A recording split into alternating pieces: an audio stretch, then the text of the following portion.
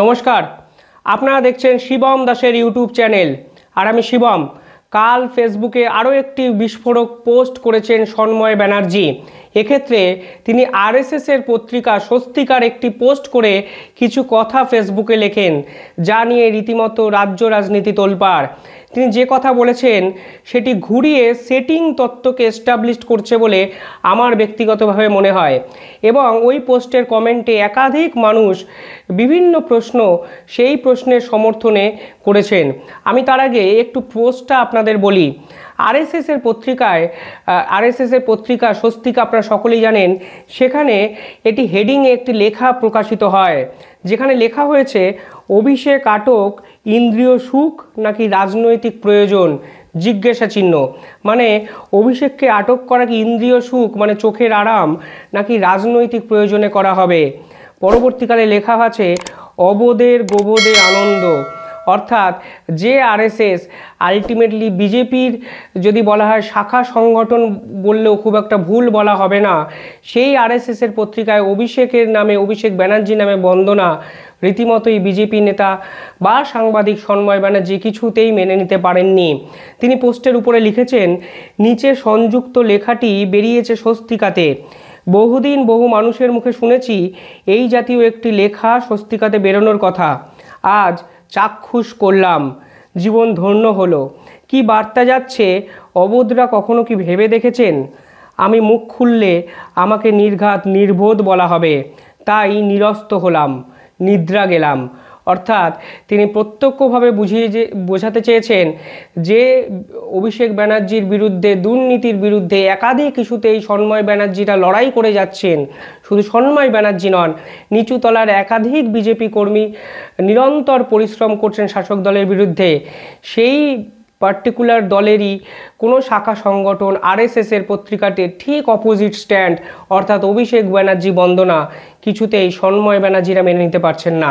এবার আসল লেখাটা আমি আপনাদের একটু পড়ে শোনাচ্ছি, আপনারা বুঝতে পারবেন এর ভিতরে আসল কোন সত্য বা কোন বিষয়ে সেটিং মিটিং ইত্যাদি লুকিয়ে আছে কিনা। আমার দৃঢ় বিশ্বাস মানুষ আলটিমেটলি সবই বোঝেন। প্রথমেই বলি, এই ক্যাপশানে বা হেডিংয়ে লেখা হয়েছে অভিষেক আটক ইন্দ্রিয় সুখ নাকি রাজনৈতিক প্রয়োজন। এর লেখক হলেন নির্মাল্য মুখোপাধ্যায়। তিনি লিখেছেন, যদি ভুল না জানি অভিষেক বন্দ্যোপাধ্যায়ের জন্ম 7ই নভেম্বর 1987। মমতা বন্দ্যোপাধ্যায় জানিয়ে রেখেছেন তাকে লোকসভা ভোটের আগেই আটক করা হতে পারে।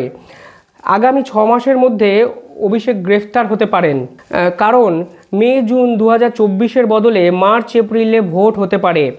অনেকের কাছে অভিষেক বাবু যেন তেন প্রকারে আটক ইন্দ্রিয় সুখের সামিল। অর্থাৎ বিজেপির পত্রিকাতে, আরএসএস পত্রিকাতে লেখা হচ্ছে অভিষেক ব্যানার্জিকে আটক করা মানে ওদের চোখের আরাম, ইন্দ্রিয় সুখের সামিল। পরবর্তীকালে তিনি লিখেছেন, কেন তিনি আটক হবেন নির্দিষ্টভাবে তারা জানেনই না। বিষয়টি তদন্তকারী সংস্থাগুলোর আয়ত্তাধীন, এটা কেবল তাদেরই ইচ্ছা। স্বাভাবিকভাবে তদন্তের অনেকটাই অজানা। অভিষেকের সংস্থার ডিরেক্টরদের সম্পত্তির খতিয়ান তদন্তকারী সংস্থাকে জমা দিতে বলেছে আদালত, তাতে তার পিতামাতাও রয়েছে। অভিষেকের আটক বা গ্রেফতারি নিয়ে সাধারণ মানুষের ভাবটা খুব গ্রহণযোগ্য বলে মনে হয় না, কারণ একটাই বিষোদাগার শুনতে পাই, ওইটুকু ছেলের এত রোয়াবি সহ্য হয় না।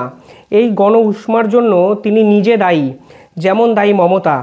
পরিবারের উপর আক্রমণ কিংবা ফাঁসিতে ঝুলে যাওয়ার মতো কিছু অবাস্তব দাবি আরও কথা বলে মমতা ও অভিষেক তদন্ত প্রক্রিয়াকে এতটাই বিশ্বাসযোগ্য করে তুলেছে যে তাদের প্রতি মানুষের বিশ্বাস হারিয়ে গিয়েছে। বারবার আদালতের কাছে রক্ষা কবচ চেয়ে অভিষেক নিজেকে অনেকটা দোষী প্রমাণ করে ফেলেছেন, অথচ খাতায় কলমে তার বিরুদ্ধে কোনো অভিযোগ নেই, কিছু অসংলগ্ন কথা ছাড়া। আর ঠিক এই কারণেই ইডি আদালতে জানিয়েছে তার গ্রেপ্তারির বিষয়টি অবান্তর। তৃণমূল বিরোধী শিবিরে তাতে গোসা হওয়া স্বাভাবিক। মমতা তাদের জায়গায় থাকলে একই ব্যবহার করতেন। 2000 সালে অটল বিহারী বাজপেয়ী সরকারের কাছে আইন শৃঙ্খলার অবনতি আর সিপিএমের অত্যাচারের বিরুদ্ধে শ্বেতপত্র জমা দিয়ে তার কোনো ফল না পাওয়ায় মমতা তাই করেছিলেন। ইডি সিবিআই নিয়ে বিরোধী নেতা শুভেন্দু অধিকারীর হতাশাকে তাই মান্যতা দিতেই হবে। তার মানে এই নয় যে তদন্তকারীরা তদন্ত বন্ধ করে দিয়েছেন বা উঁচু তলার রাজনৈতিক চাপে ভেঙে পড়েছে। এসব আজগুবি তত্ত্ব, অন্য নাম সেটিং। সন্দেহ নেই অভিষেকবাবুর গ্রেফতার বা আটক এই মুহূর্তে রাজ্যের সবচাইতে আলোচিত বিষয়। 19 বা 21শে সেপ্টেম্বরের পর তা আরও গুরুত্ব পাবে।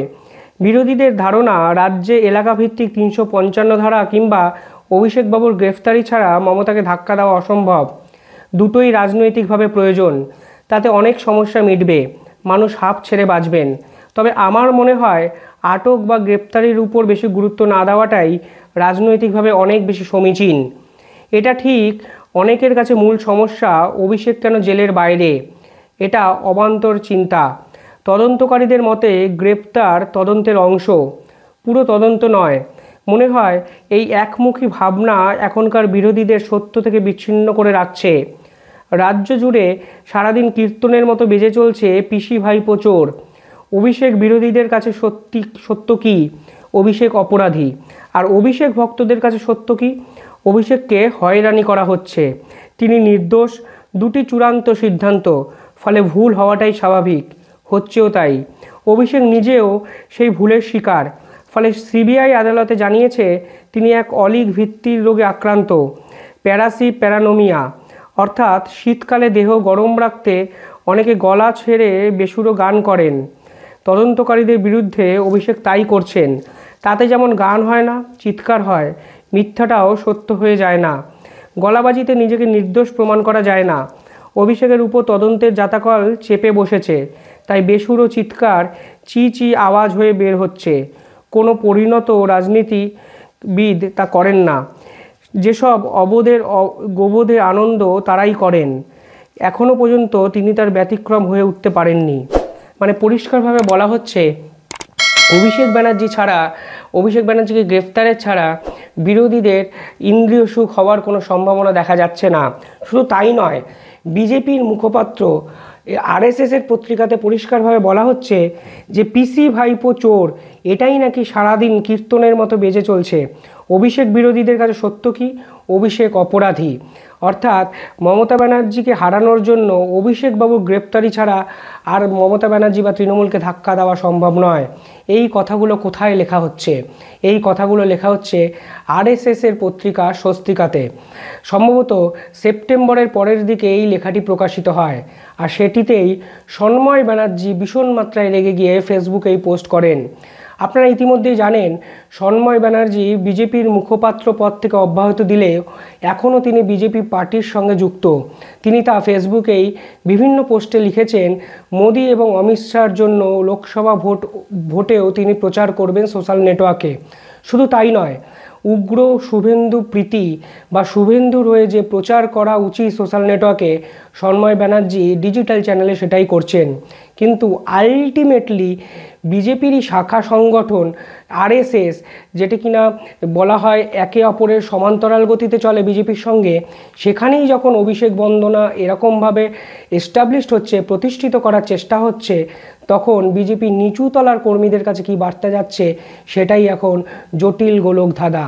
শুধু তাই নয়, আপনারা জানেন এই রাজ্যের বিরোধী দলনেতা শুভেন্দু অধিকারী বিভিন্ন স্লোগান রাজ্যবাসীর মধ্যে ছড়িয়ে দিয়েছেন, যার মধ্যে উল্লেখযোগ্য হলো পিসি ভাইপো চোর। রাজ্যের বিরোধী দলনেতার এই স্লোগানকে কার্যত খণ্ডন করে সমালোচনা করে এই পত্রিকাতে লেখা হয়েছে সারাদিন রাজ্য জুড়ে পিসি ভাইপো চোরের বাইরে আর কিছু সেক্ষেত্রে বাজছে না।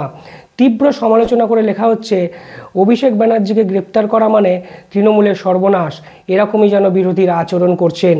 এটি কতটা সত্য কতটা মিথ্যা অনেক পরে আলোচ্য বিষয়, কিন্তু অনেকে বলেন এই আরএসএস দ্বারাই কন্ট্রোল করা হয় বিজেপির একাধিক নেতা মন্ত্রী বা সংগঠকদের বা সংগঠনের সঙ্গে জড়িত ঊর্ধ্বতন কর্তৃপক্ষকে। তাহলে আরএসএস যদি এই ধরনের একটি মতবাদ বা মন্তব্য বিভিন্ন তাদের বইতে লেখেন বা প্রচার করেন, তাহলে বিজেপি নেতাদের যে এফোর্ট, বিজেপি নেতার যে পরিশ্রম, সেটাই একটা বড় প্রশ্নচিহ্নের সামনে এসে দাঁড়ায়। আমার দৃঢ়ভাবে মনে হয় সন্ময় ব্যানার্জির এই লড়াইটাকে বা সন্ময় ব্যানার্জিদের মতো নিচু তলার কর্মীদের লড়াইকে সম্মান কোনো ক্ষেত্রেই এই লেখাটি প্রকাশ করে প্রশ্রয় দেয় না। উল্টে নিচুতলার কর্মীরা এই ধরনের লেখার ফলে বিজেপি নিজের সংগঠনের মধ্যে যে ফাঁক ফোকর গাফিলতিগুলো আছে সেগুলোকে অনেক বেশি প্রশ্রয় দিয়ে দেওয়া হচ্ছে। আলটিমেটলি শুভেন্দু অধিকারীর যে লড়াই, শুভেন্দু অধিকারী যে শাসক দলের বিরুদ্ধে যে লড়াই চালাচ্ছেন প্রতিনিয়ত আমরা দেখছি টিভির পর্দায় এ প্রান্ত থেকে ওই প্রান্ত, সেটাও একটা বড় প্রশ্নচিহ্নের মধ্যে উঠে যাচ্ছে। আর বামেরা বারংবার দাবি করে এসছেন বিজেপি এবং তৃণমূলের সেটিং, অর্থাৎ মুখ্যমন্ত্রী 20 তারিখ যাচ্ছেন দিল্লিতে প্রধানমন্ত্রীর সঙ্গে মিটিং করতে। সেই 20 তারিখই রাজ্যের হাইকোর্টে জমা পড়বে অভিষেক ব্যানার্জির সম্পত্তির যে খতিয়ান সেই সংক্রান্ত পূর্ণ রিপোর্ট। আর তার আগে ইন্ডিয়া জোটের মিটিং থাকলেও বামেদের একাধিক নেতামন্ত্রীরা বলছেন আদতে সমস্ত কিছু তদন্ত প্রক্রিয়া যেন কার্যত একটা আইওয়াশ। আলটিমেটলি কেন্দ্রীয় নেতৃত্ব না চাইলে দুর্নীতির আসল মাথা কিছুতেই ধরা পড়বে না, অর্থাৎ সেখানেও একটা সেটিংয়ের গল্প। পুরো বিষয়টাই সাধারণ মানুষের কাছে এবার যেভাবে উপস্থাপিত করছে সেটা নিঃসন্দেহে বিজেপির পক্ষে, বঙ্গ বিজেপির পক্ষে ভালো বার্তা যাচ্ছে না। এক্ষেত্রে মনে রাখতে হবে পঞ্চায়েত নির্বাচনে যে পরিমাণ নিচুতলার কর্মীরা, শাসক দলের কর্মী দ্বারা আহত হয়েছেন বা নিপীড়িত হয়েছেন তা আমরা সকলেই জানি। কলকাতা হাইকোর্টে একের পর এক কেস চলছে, তার মধ্যে বিজেপিরই নিজস্ব শাখা সংগঠন আরএসএসের পত্রিকাতে অভিষেক ব্যানার্জি গ্রেফতার নিয়ে এরকম বিরূপ মন্তব্য করা হয়েছে। বিরোধী নেতার বহুল প্রচারিত স্লোগান ভাইপো চোর পিসি চোর, এই স্লোগানের বিরোধিতা করা হচ্ছে।